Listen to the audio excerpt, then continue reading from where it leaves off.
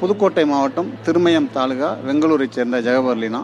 திருமயம் தாலுகாவில் துளையானூர் ரெவென்யூவில் ஏராளமான illegal quarry, சட்டவிரோத குவாரிகள் நடந்துக்கிட்டு இருக்கு. அதில் ஆர்ஆர் குரூப்புன்னு ஒரு மிகப்பெரிய குரூப் இருக்காங்க. அவங்க சமீபத்தில் 70,000 டாரஸ் லாரிகள் சக்கையை திருடி கொண்டே ஒரு இடத்துல பதுக்கி வச்சுருக்காங்க.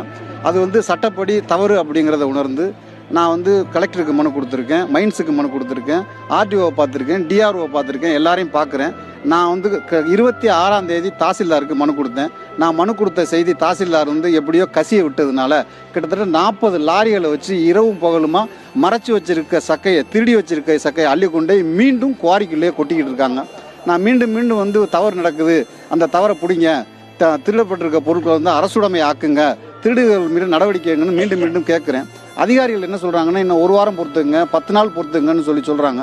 இன்னும் 10 நாளைக்குள்ள பாக்கி இருக்க 30,000 லோடையும் கொண்டு அவங்க மலையடிக்கில் கொட்டிடுவாங்க. இருந்த எந்த தடையும் தெரியாமல் ஆக்கிடுவாங்க. இப்போ நாங்கள் போய் நேரடியாக தடுக்க போனால் அவங்க கிட்டத்தட்ட ஒரு 100க்கும் மேற்பட்ட அடியாட்களை சுற்றி நிற்க வச்சுருக்காங்க. பயங்கர ஆயுதங்களோட சுற்றி நிற்கிறாங்க. எங்களால் எதுவுமே செய்ய முடியலை. அதனால் மீண்டும் அதிகாரிகளை பார்க்குறோம். எங்களுக்கு அதிகபட்சம் எங்களுக்கு இன்னும் ஒரே ஒரு வரம்பு, நாங்கள் மக்களை திரட்டி போராடுறத தவிர வேறு வழி இல்லை. மிக விரைவில் அநேகமாக வெள்ளிக்கிழமை மக்களை திரட்டி மிகப்பெரிய போராட்டம் நடத்துவோங்கிறத தெரிவிச்சுக்கிறேன். வணக்கம். மாண்புமிகு தமிழக முதல்வர் அவர்களுக்கு வணக்கம். தமிழ்நாட்டில் இருக்கிற கோடிக்கணக்கான மக்கள்ல ஏதோ ஒரு மூலையில நானும் இருக்கேன். திருநெல்வேலி டவுன் தொட்டிப்பாலம் தெரு முத்துஜஹான் தைக்காவின் முத்தவழியாக நன்மையான காரியங்கள் பல செய்து கொண்டிருக்கிறேன். இதை நான் சொல்ல வேணாம். அந்த ஏரியால வக்பு இடத்துக்கு பாத்தியப்படாம இருக்கிற மக்களை கேட்டா அவங்களே சொல்லிக்கிறாங்க. விசாரிக்கலாம் மாட்டீங்க, அது எங்க உங்களுக்கு நேரம் இல்லை. என் மேல கொலை மிரட்டல், ஒருத்தர் 2 பேர் இல்ல, ஒரு கூட்டு கும்பலே சேர்ந்து ஒரு 20-30 பேர் சேர்ந்துட்டு கொலை பண்ணணும்னு சொல்லிட்டு சுத்திட்டு இருக்கிறாங்க. அதுல முக்கியமான நபர் தௌஃபிக். இவர் 9 ஆண்டுகளுக்கு முன் இஸ்லாத்துக்கு, முஸ்லீம் மதத்துக்குள்ள மாறி வந்தவர். எதுக்கு வந்தார்னா அவருடைய நோக்கம் இடம், பணம் சம்பாதிக்கலாம் அப்படிங்கிற நோக்கத்துல அந்த இடத்துக்கு ஒரு குமாஸ்தாவர் அந்த வக்கீல் அப்படின்னு சொல்லிக்கிட்டு சுத்திட்டு இருக்காரு. இது வச்ச போட்ட போர்ஜரி டாக்குமெண்ட்ல அடமானம் வச்சு ஒரு 10 லட்சம் ரூபாய் செக் மோசடி வழக்குல அவருடைய மனைவி நூருனிஷா கைதாகி 5000 ரூபாய் அபராதம் கட்டியிருக்காரு. 6 மாசம் சிறை தண்டனை அப்படின்னு சொல்லிட்டு இருக்காங்க. அதை மேல்முறையீடு அப்பீல் பண்ணியிருக்கிறாங்க. இந்த கொலை மிரட்டலுக்கு மிக முக்கிய காரணம் திருநெல்வேலி டவுன் காவல் ஆய்வாளர் திரு கோபாலகிருஷ்ணன், உதவி ஆணையாளர் திரு செந்தில்குமார். இந்த 2 பேரும் தான் இந்த கொலையை ஊக்குவிக்காங்க. நான் கொடுத்த கம்ப்ளைண்ட் எல்லாத்தையும் ஒன்னு சேர்க்கறது அவங்க 2 பேரும் தான். மிக முக்கிய பங்கு. இந்த முஸ்லீமான தௌஃபிக் என்ன பண்ணாரு, தான் பேர் கிருஷ்ணமூர்த்தி அப்படின்னு சொல்லி இந்த சிவில் பிரச்சனையில ஒரு பொய் கம்ப்ளைண்ட் கொடுக்கிறார். அந்த கம்ப்ளைண்ட் மூலமா என்னையும் என் மனைவியையும் சேர்த்து பிசிஆர் வழக்கு போட்டுக்கிறாங்க.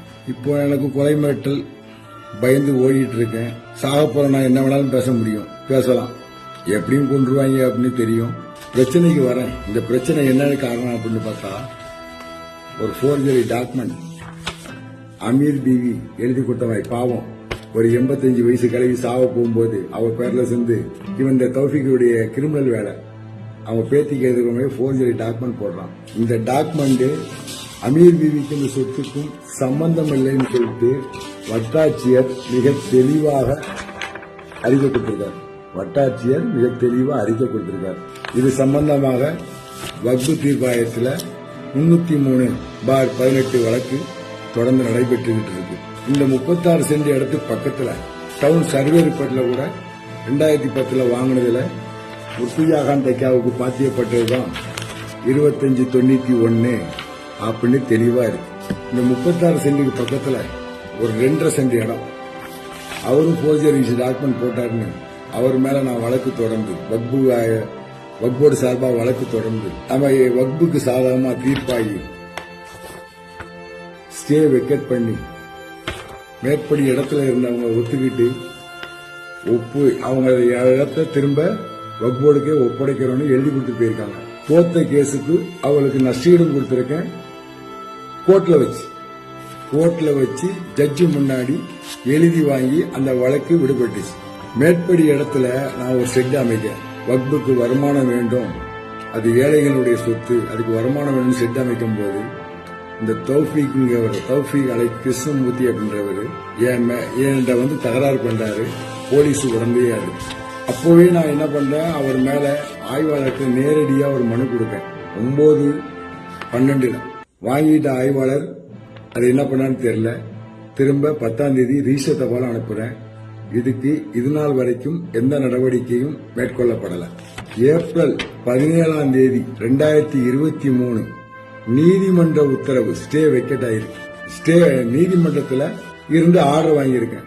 சிசிடிவி கேமரால அவர்கள் செய்த எல்லா செயலும் பதிவாயிருக்கு. கொலை மிரட்டல் விட்ட ஆடியோவையும் கொடுத்திருக்கேன். இது நாள் வரைக்கும் இது மேல நடவடிக்கை மேற்கொள்ளப்படவில்லை. இன்னொரு நபர், இவர்தான் மிக முக்கியமான நபர். இதுல ஒரு தொழிலதிபர், திராவிட கழகத்துக்கு ரொம்ப நெருக்கமான ஒரு நபர் இதுல சம்பந்தப்பட்டிருக்காரு. இவர் மேல பல குற்றச்சாட்டுகள் திருநெல்வேலி மாநிலத்தில் மின்சார வாரியத்தில் இருக்கு. அருணன் அவருடைய பேரு. இவங்க எல்லாம் சேர்ந்து மொத்த பேர் இப்ப இருக்கிற இந்த அக்யூஸ், இந்த நான் கொடுத்த புகார் மனுக்களில் உள்ள எதிரிகள்லாம் சேர்ந்து ஒன்னு சேர்த்தது போலீஸ் சேர்த்து எல்லாரும் சேர்ந்து இப்ப என் மேல பிசிஆர் வழக்கு தொடுத்திருக்காங்க. இந்த நபர் வந்து போர்ஜரி கையெழுத்து, என்னுடைய கையெழுத்தை போட்டு என்னுடைய லெட்டர் பேர்லயே ஒரு இடத்துல அவரு தனியா ஒருத்தர் கையெழுத்து போட்டு அவர் பேர்ல மின்சாரத்தை, என் பேர்ல இந்த கரண்ட அவர் பேருக்கு மாத்திருக்காரு. அதை திரும்ப போராடி மின்சாரத்துல வந்து என் பேர்ல மாத்திட்டேன். ஆனா போர்ஜரி கையெழுத்து போட்டது தப்பு தானே. அது சம்பந்தமா ஆன்லைன்ல கம்ப்ளைண்ட் கொடுத்தேன். உங்கள் கோரிக்கை ஏற்றுக்கொள்ளப்பட்டது அப்படின்னு ஒன்ன விஷயம். நான் என்னடா ஐயோ சூப்பர், உடனே இந்த நடவடிக்கை எடுத்துருவாங்க அப்படின்னு சொல்லிட்டு, பரவாயில்லையே ஆன்லைன் கம்ப்ளைண்ட்னா உடனே நடவடிக்கை எடுப்பாங்க அப்படின்னாங்க. ஒரு 3 நாளைக்கு முன்னாடி கேஸ் டிஸ்போஸ் அப்படின்னு வந்துருச்சு. விசாரணையே பண்ணல, என்ன கூப்பிட்டு கேட்கல, என்னன்னு கேட்கல, அவங்கள கேட்கல. கேஸ் டிஸ்போஸ் சூப்பர் போலீஸ்ல எப்படி இருப்பாங்க. உங்களுக்கு இப்ப ஒரு மனு அனுப்பியிருக்கேன். கோரிக்கை ஏற்றுக்கொள்ளப்பட்டது அப்படின்னு குறுஞ்செய்தி வந்திருக்கு. 30 நாள்ல உங்களுக்கு பதில் தரப்படும் அப்படின்னு ரொம்ப தெளிவா வந்திருக்கு. ஆனா அதுவும் வரப்போ இல்ல. உங்களுடைய புகார் நிராகரிக்கப்பட்டதுன்னு வந்துடும் எனக்கு தெரியும். மரணிக்கும் போதும் சட்டத்தை மதித்தவனாக மன்னிக்க வேண்டும் என்ற ஆசைதான். இந்த கேஸ் போடாம இருக்கிறதுக்கு உதவி ஆணையாளர் செந்தில்குமார் அவர்கள் என்ற பேரம் பேசினார். அதுக்குள்ள ஆதாரமா இருக்கு. போட மாட்டேன், எஃப்ஐஆர் தானே பாத்துக்கலாம், நான் தானே என்கொயரி பண்ணணும்னு சொன்னார். செய்யாத தவறுக்கு ஒருபோதும் பணம் தர மாட்டேன்.